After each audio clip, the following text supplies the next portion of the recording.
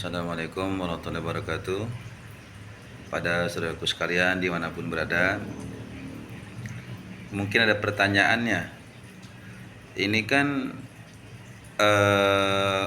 orang yang menggaung-gaungkan menemukan tesis bahwasanya nasab Alawi terputus karena Imam Ubaidillah itu terputus dari Rasulullah. Kalau kita lihat ini kan dia sebagai penggugat yang selama ini kita mengenal habaib itu keturunan Rasulullah. Ini tahu-tahu dia datang dengan bawa kitab tesis ilmiah katanya, menggembor-gembor kemana-mana. Tapi kenapa dia ini tidak mendatangi Rabithah Alawiyah sebagai pihak tergugat, kan gitu? Saya sih baru tahu. Jadi kenapa Imad CS ini, dia yang seolah-olah menemukan kitab dengan bahasa tesis ilmiah ini, tidak berani ngedatangin Rabithah Alawiyah. Dia nggak berani dia. Kenapa? Karena kitab Syajaratul Mubarakah itu yang dia bilang karya Imam Fahru Raji, lah itu kan baru ketemuinnya itu baru 27-28 tahun yang lalu. Jadi aneh, sedangkan para habaib mah udah sejak lama, udah ratusan tahun bahwa habaib ini adalah tenar sebagai keturunan Rasulullah. Para ulama-ulama mengakui. Dan uniknya dicek itu bahwa kitab rujukannya Imamuddin CS, Syajaratul Mubarakah itu ya bukan punyanya Imam Fahru Raji. Jadi ini mah udah buat-buatan dia, ini mah udah rusak. Karena ya tidak ada bukti, dan dari para ulama-ulama Ahlus Sunnah wal Jamaah, ulama besar ini Ahlus Sunnah wal Jamaah yang yang mereka ini menyatakan bahwa kitab tersebut adalah kitab Imam Fahru Raji. Sedangkan Imam Fahru Raji ini adalah ulama besar Ahlus Sunnah wal Jamaah.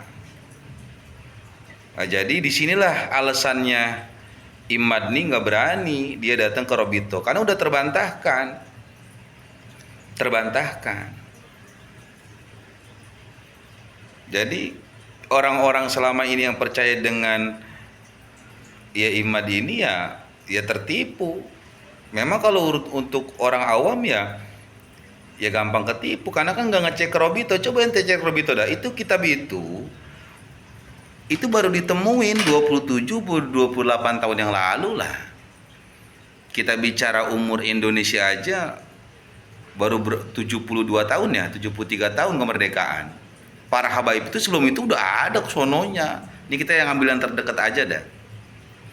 Jadi pantas kalau Imad CS ini nggak berani dia mendatangi Rabithah, anggap Rabithah ini sebagai pihak tergugat dan pihak Imad ini sebagai penggugat, kan begitu kalau kita lihat dunia hukum.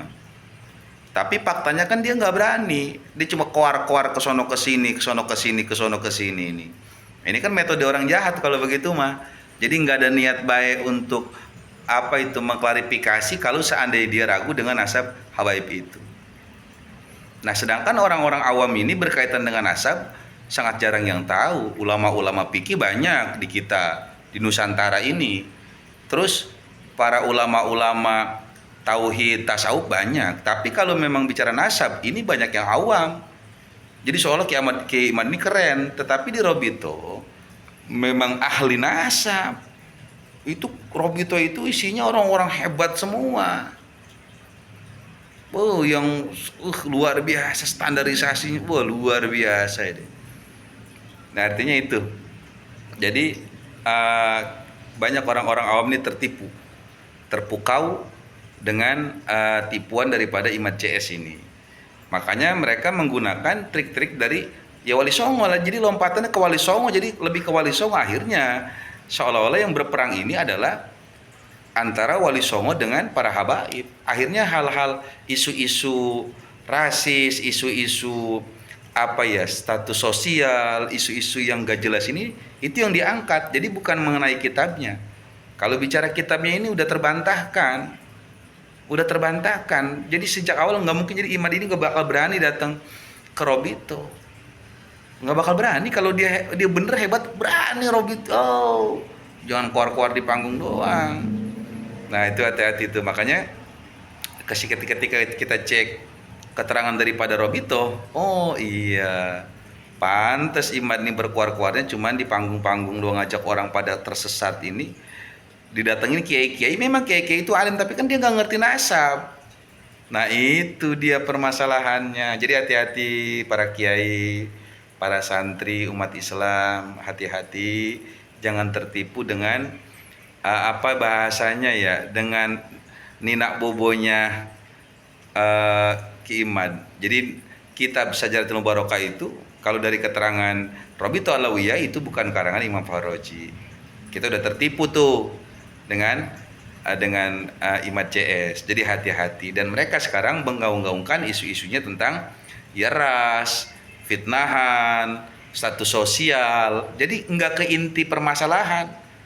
Karena emang kalau ke inti permasalahan dari kitab itu yang digaung-gaungkan sebagai tesis ilmiah, itu adalah rungkat, sudah gagal total. Jadi Imaduddin tidak mungkin berani mendatangi Robito sebagai pihak tergugat kalau dia mau menggugat bahasanya itu daripada nasab Ba'alawi. Jadi tidak pantas dia melakukan seperti itu. Mudah-mudahan kita yang cinta kepada para habaib, kita yang hormat memuliakan habaib, mendapatkan barokah dari Allah Subhanahu wa taala, dan mudah-mudahan Imad CS ini kita doain biar pada sadar, dan mudah-mudahan yang tertipu ini juga sadar, diberikan hidayah oleh Allah Subhanahu wa taala dengan barokah kemuliaan para habaib dan barokah para wali. Amin ya rabbal alamin. Semoga manfaat. Assalamualaikum warahmatullahi wabarakatuh.